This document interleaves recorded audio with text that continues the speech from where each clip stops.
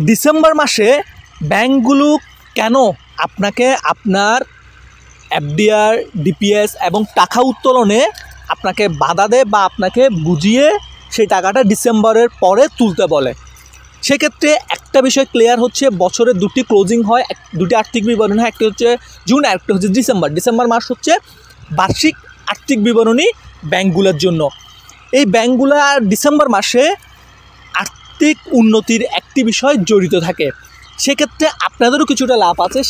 সেটি হচ্ছে আপনার অ্যাকাউন্টে যদি ভালো একটা অ্যামাউন্ট থাকে সেক্ষেত্রে আপনি ভালো একটি লাভ পাবেন, এবং এফডিআর, ডিপিএসগুলো যে ব্যাংকগুলো আপনাদের কালেক্ট করেছে বা আমানত গ্রহণ করেছে সেই ব্যাংকগুলো চেষ্টা করে যাতে আপনারা ডিসেম্বরে ক্লোজ না করেন, কারণ একটি ব্যাংকের বা একটি শাখার হচ্ছে ডিসেম্বরে ক্লোজিংটা অনেক বেশি প্রয়োজনীয়, এবং হচ্ছে বছর শেষের যে আর্থিক একটা উন্নতি হয়, যে আর্থিক লাভ লসের একটা হিসাব বের করা হয়, সেই জন্য আসলে মূল কারণটা হচ্ছে ডিসেম্বর মাসে আপনাদের সাথে যে সম্পর্ক ওনাদের থাকে তারা চেষ্টা করে আপনাদেরকে ডিসেম্বর মাসে ক্লোজ যাতে আপনারা না করেন, এবং ডিসেম্বরের পরে গিয়ে আপনি জানুয়ারির 2-4-5 তারিখের মধ্যে আপনি ক্লোজ করেন, সেক্ষেত্রে তখন আপনাকে কিন্তু আপনাদেরকে ব্যাংকগুলো কখনোই আপনাদেরকে নিষেধ করবে না, কিন্তু ডিসেম্বর মাসে গেলে আপনাদেরকে একটু চেষ্টা করবে যাতে মোটিভ করে ব্যাংকের টাকাটা ডিসেম্বর পর্যন্ত রাখা যায়।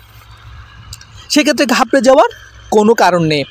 এখন এখানে যদি আমার পরামর্শ চান সেক্ষেত্রে আপনাকে বলবো, যদি আপনার প্রয়োজন না হয়, অতীব প্রয়োজন না হয়, সেক্ষেত্রে আপনারা ডিসেম্বর মাসে ব্যাংক থেকে যতটা কম প্রয়োজনের বাইরে টাকা না তুলবেন না, এবং হচ্ছে আপনার যে এফডিআর, ডিপিএসগুলো রয়েছে সেগুলো যদি অতীব প্রয়োজন না হয় সেক্ষেত্রে আপনারা ডিসেম্বরের পরে ক্লোজ করতে পারেন। সেক্ষেত্রে আপনারও যেমন লাভ, ব্যাংকগুলোর আসলে লাভ, যেহেতু ওনারা ব্যবসা করছেন সেটাও আসলে একটা দেখার বিষয়, সেটাও আপনার জন্য লাভ।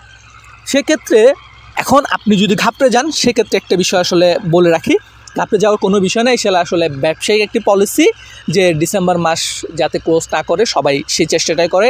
আপনি খেয়াল করবেন সরকারি, বেসরকারি, রাষ্ট্রায়ত্ত যে মালিকানা রয়েছে, ব্যক্তিগত মালিকানা যে রয়েছে, শরিয়া ভিত্তিক যে ব্যাংকগুলো রয়েছে, প্রত্যেকটি ব্যাংকে সেম বিষয় আসলে বলা হয় যে ডিসেম্বর মাসগুলোতে আপনারা চেষ্টা করবেন যতটুকু প্রয়োজন অনুযায়ী টাকা তুলতে, প্রয়োজনের বাইরে যাতে টাকা না তোলেন।